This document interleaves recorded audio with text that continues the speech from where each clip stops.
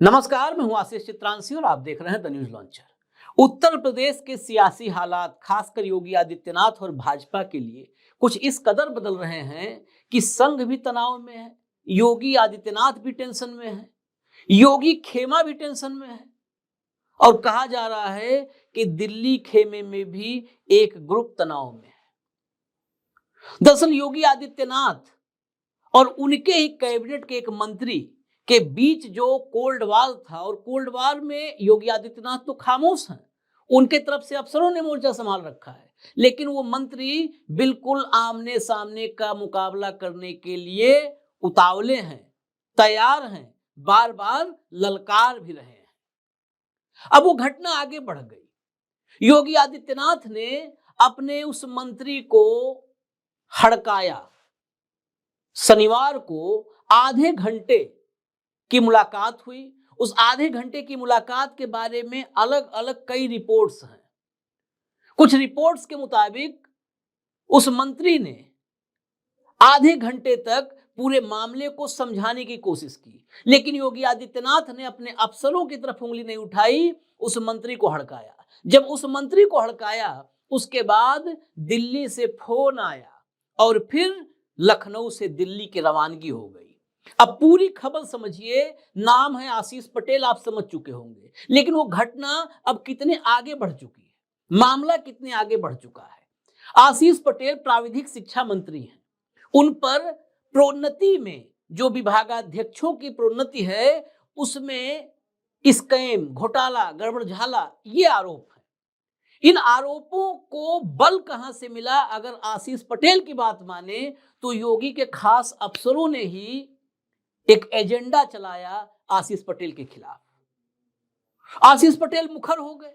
उन्होंने योगी आदित्यनाथ की एसटीएफ तक पर सवाल खड़े कर दिए। सवाल जब उन्होंने खड़े किए तो योगी आदित्यनाथ का 7 साल का कार्यकाल दागदार करके छोड़ा। उन्होंने पूरा का पूरा कलई खोल दिया कि योगी की एसटीएफ करती कैसे काम।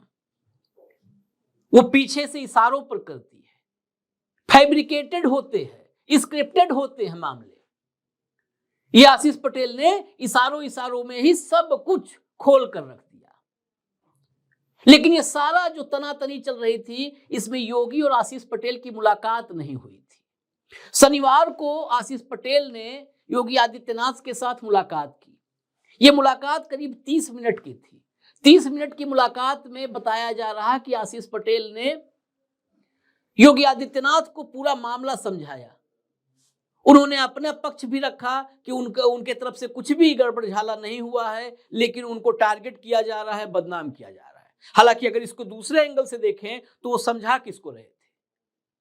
जिन अफसरों का नाम उन्होंने लिया, वो योगी आदित्यनाथ की मर्जी के बगैर एक कदम भी आगे नहीं बढ़ा सकते हैं, चाहे वो डायरेक्टर इंफॉर्मेशन सिसिल की बात हो या एसटीएफ की बात हो या एसटीएफ के मुखिया की बात हो। ऐसे में योगी आदित्यनाथ अपने अफसरों की तरफ गर्दन भी नहीं घुमाए, उंगली भी नहीं उठाए। उन्होंने आशीष पटेल को हड़का दिया कि जुबान बंद, उल जलूल बयानबाजी बंद, अब आप ऐसी कोई बयानबाजी नहीं करेंगे। मंत्री हैं, वो कैबिनेट मंत्री हैं। उनकी पत्नी योगी आदित्यनाथ के उस मंत्री आशीष पटेल की पत्नी मोदी जी के मंत्रिमंडल का हिस्सा है और लगातार नरेंद्र मोदी और अमित शाह के विश्वस्त सहयोगियों और साथियों में उनका नाम बना हुआ है। कहा यह भी जाता है कि शाह कैंप, जिसे हम लोग शाह कैंप बोलते हैं, शाह के खास लोग, उनमें एक नाम है आशीष पटेल की पत्नी अनुप्रिया पटेल का। अनुप्रिया पटेल जब योगी आदित्यनाथ पर हमलावर हुई थी 4 जून के नतीजों के बाद, उस वक्त भी तमाम राजनीतिक जानकारों ने कहा था कि ये अनुप्रिया पटेल अपनी मर्जी से नहीं कर रही हैं। जो भी फायरिंग हो रही है वो पीछे से दिल्ली के कमांड पर हो रही है, शाह की इच्छा के अनुसार हो रही है, शाह जो चाहते हैं वही हो रहा है। उस वक्त अनुप्रिया पटेल ने योगी आदित्यनाथ पर आरक्षण स्कैम का सीधा सीधा आरोप जड़ा था कि आरक्षण में खूब हिला हवाली, खूब गड़बड़झाला हुआ है, और चिट्ठी तक लिख डाली थी लंबी चौड़ी।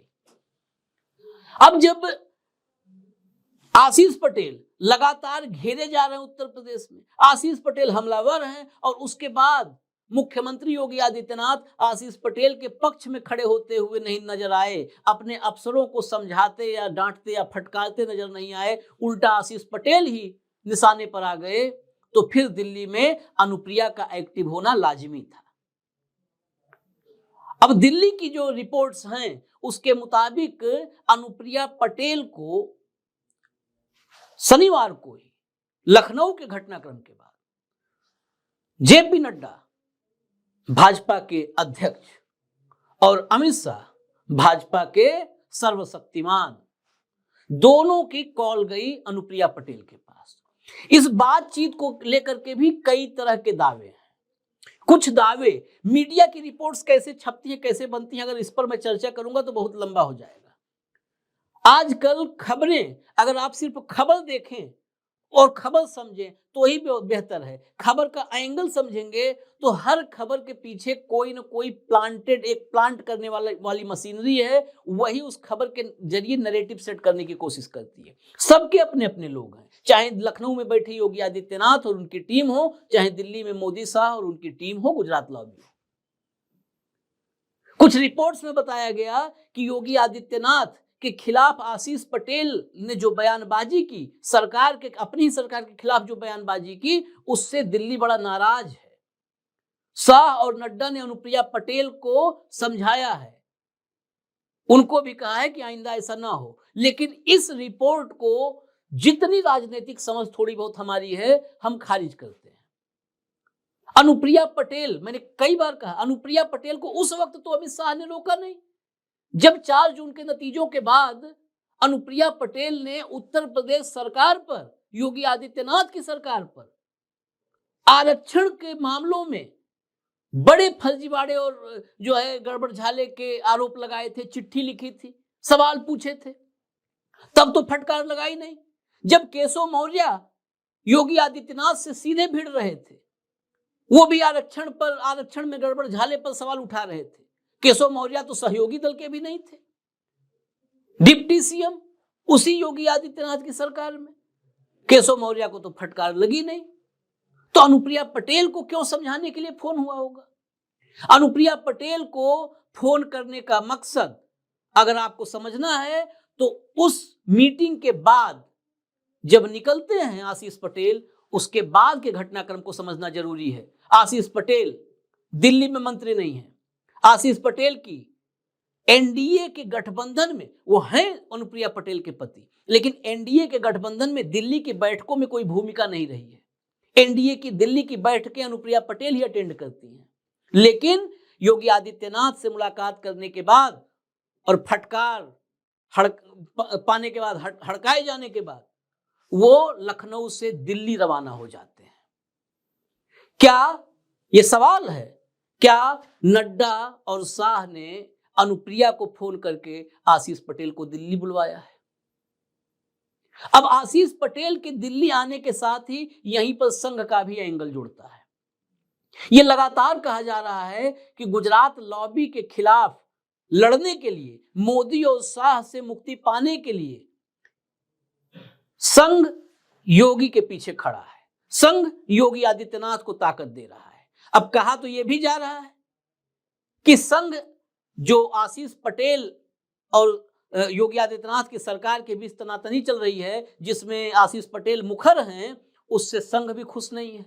संघ का यह मानना है कि उत्तर प्रदेश में इस वक्त राष्ट्रवाद का माहौल है, राष्ट्रवाद की लहर है। राष्ट्रवाद की लहर किस पर सवार है, आपको हमको बताने की जरूरत नहीं है। वो मस्जिदों में मंदिर खोजा जा रहा है, कुएं खोजे जा रहे हैं, बावड़ियां खोदी जा रही हैं। तो ये राष्ट्रवाद का जो लहर बनती है, ऐसे ही बनती है। तो राष्ट्रवाद की लहर में भ्रष्टाचार की बात अगर होने लगेगी तो मामला तो खराब होगा। राष्ट्रवाद की लहर में आरक्षण की बात आएगी तब तो मामला और खराब हो जाएगा।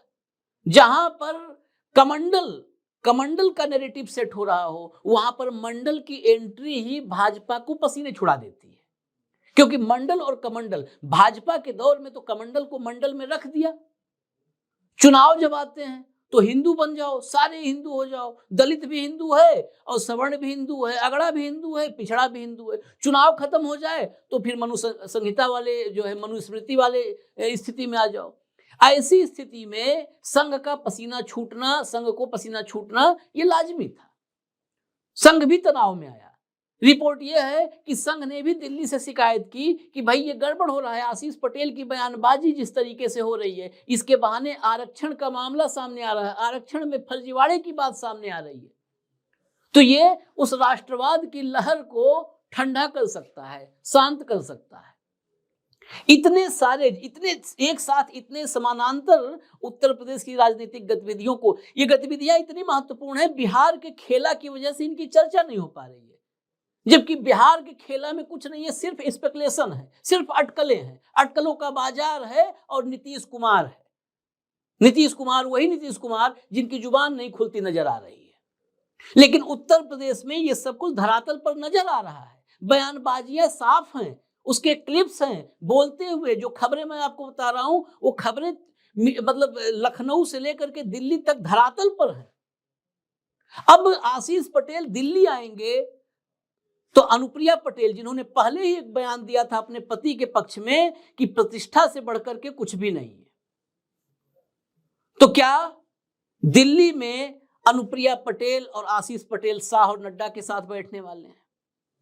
अनुप्रिया पटेल और आशीष पटेल को जो लोग कह रहे हैं कि उनको समझाया गया या डांटा गया होगा, फटकारा गया होगा, आज की तारीख में नरेंद्र मोदी के लिए एक एक सांसद की बहुत कीमत है। जब ये खेला जैसे फर्जीवाड़ा की खबरें भी या अटकलबाजी की खबरें भी चलती हैं, तब भी गुजरात लॉबी के पसीने छूट जाते हैं। तो अनुप्रिया पटेल की पार्टी, अनुप्रिया पटेल खुद सांसद हैं, वो बहुत महत्वपूर्ण है नरेंद्र मोदी के लिए। जहां एक एक सांसद, जब 240 वाले मोदी हैं, ये 303 वाले नहीं हैं, इनके लिए एक एक सांसद की कीमत है। अनुप्रिया पटेल को योगी आदित्यनाथ की कीमत पर तो कतई नहीं कुर्बान कर सकते हैं नरेंद्र मोदी या अमित शाह। और वो उस योगी आदित्यनाथ की कीमत पर कुर्बान करने की बात, जिनके साथ हर 2 महीने बाद कोल्ड वॉर शुरू हो जाता है, दिल्ली और लखनऊ के बीच जब भी एकता की बात होती है तो सिर्फ दिखावे के लिए, फोटोग्राफी के लिए, फोटो सेशन के लिए होती है। तो ऐसे में ये कैसे मान लिया जाए कि दिल्ली में आशीष पटेल आएंगे तो उनको समझाया जाएगा? क्या किसी नए स्क्रिप्ट पर काम होगा, या इस बार योगी आदित्यनाथ के साथ आर पार की लड़ाई दिल्ली ने छेड़ दी है? अब चाहे उसमें योगी के साथ संघ खड़ा हो या कोई भी खड़ा हो, आर पार होकर रहेगा। क्या ऐसा मूड बन गया है?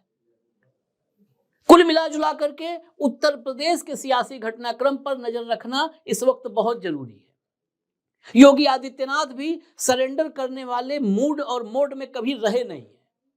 जब 4 जून के बाद घमासान हुआ था तो भी निजी तौर पर योगी आदित्यनाथ ने यही कहा था लोगों से कि इस्तीफा तो मैं नहीं देने वाला हूं, हटाना है तो ये हटाएं, हटा कर दिखाएं, इस्तीफा देने वाला नहीं हूं मैं।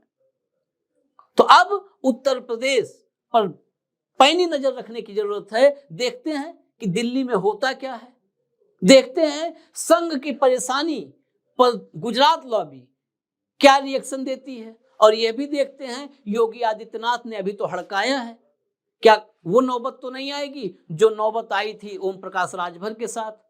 कैबिनेट से जाना पड़ा था, गठबंधन छोड़ना पड़ा था। हालांकि जब बात गठबंधन की आती है तो जो समाजवादी पार्टी, हालांकि समाजवादी पार्टी के साथ पल्लवी पटेल हैं, लेकिन पल्लवी पटेल से ज्यादा समाजवादी पार्टी के साथ गठबंधन में अनुप्रिया पटेल वाला अपना दल ज्यादा लाभदायक हो सकता है, पीडीओ को एकजुट करने में ज्यादा लाभदायक हो सकता है। फिलहाल मुझे इजाजत दीजिए, नजर बनाए रखिए, नमस्कार।